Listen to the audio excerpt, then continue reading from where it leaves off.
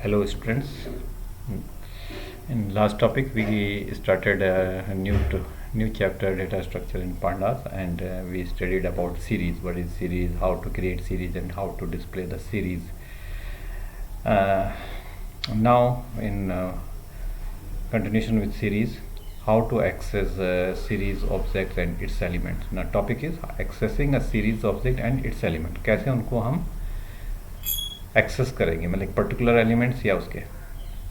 तो इसके there are two types of methods. Number one is accessing individual elements, अगर एक एक एलिमेंट आपको एक्सेस करना है, या extracting slices from series object. Slicing का मतलब जैसे हमने उसमें किया था लिस्ट में या डिक्शनरी में कि स्लाइसिंग कुछ पर्टिकुलर पोर्शंस को एक्सट्रैक्ट किया था, सेम उसी तरह से हम यहाँ पर भी करेंगे।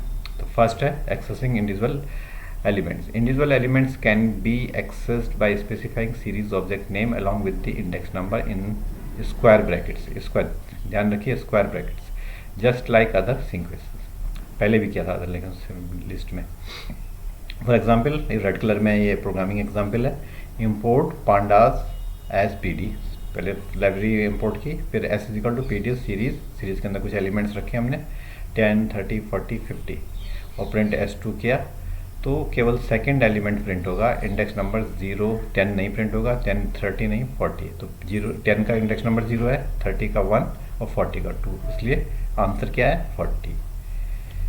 नेक्स्ट सेकंड पार्ट है extracting slice from series object. अब आप सीरीज ऑब्जेक्ट को कैसे एक्सट्रैक्ट करेंगे, एक अगर कोई पर्टिकुलर पार्ट है।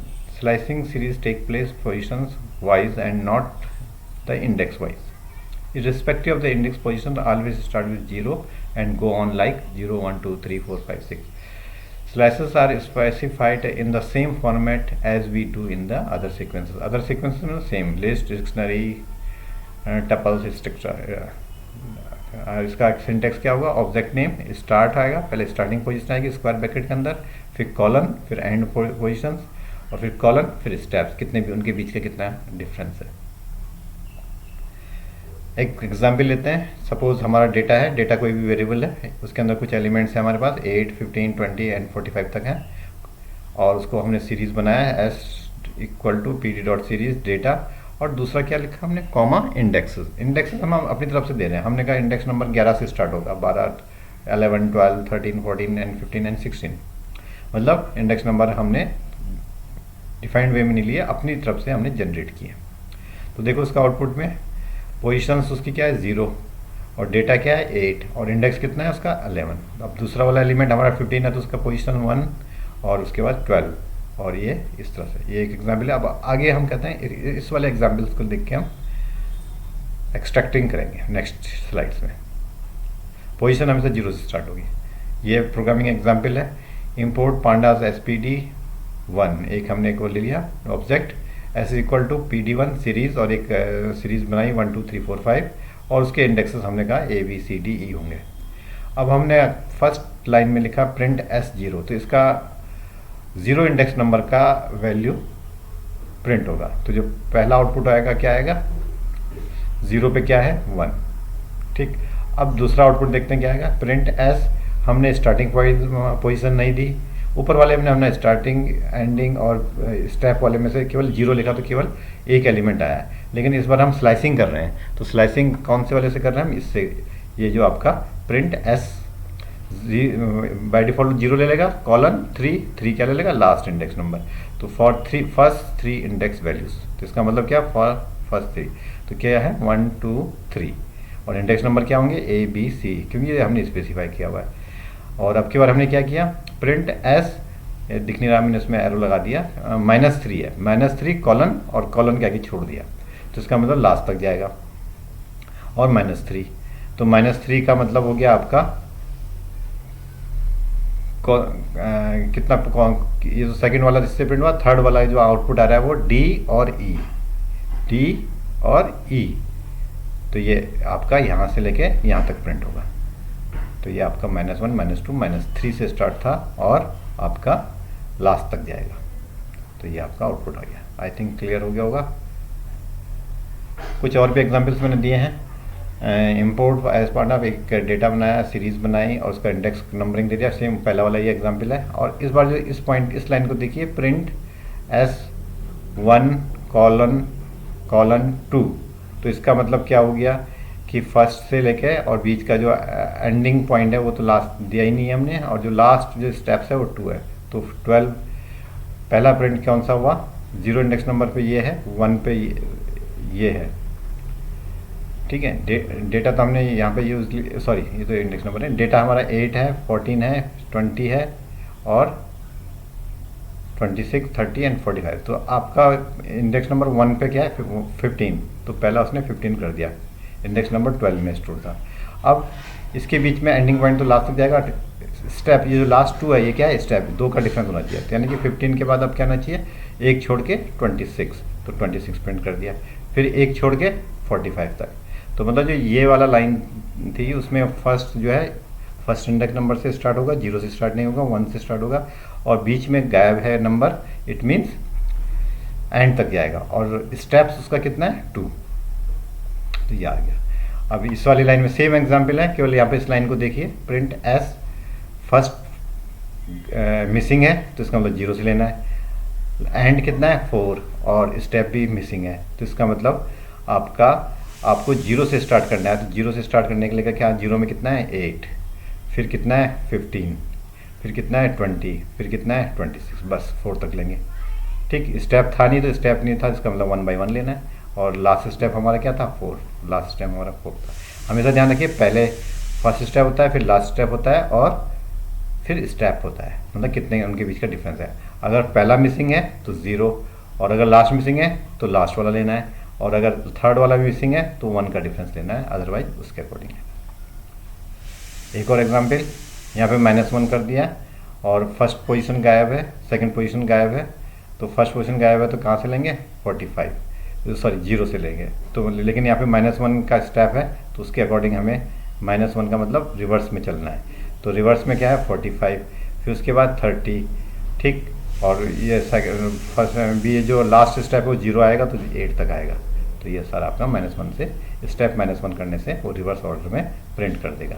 सेम इसी तरह से फर्स्ट स्टेप 5 है, लास्ट स्टेप 1 है और -2 का डिफरेंस है, तो यानी कि -2 5 से चलेगा और 5 के बाद 3 इस तरह से चलेगा, फिर 3 के बाद 1, तो आप इसमें जो आंसर आएगा पहले 45 और फिर इसको छोड़ा, फिर यहाँ पर आएगा, और उसके बाद ये वाला न था लेकिन वहाँ तक नहीं पहुँच पाएगा क्योंकि वहाँ तक उसका इंडेक्स नंबर 1 तक है, तो यहाँ के 2 ही प्रिंट होंगे आपके।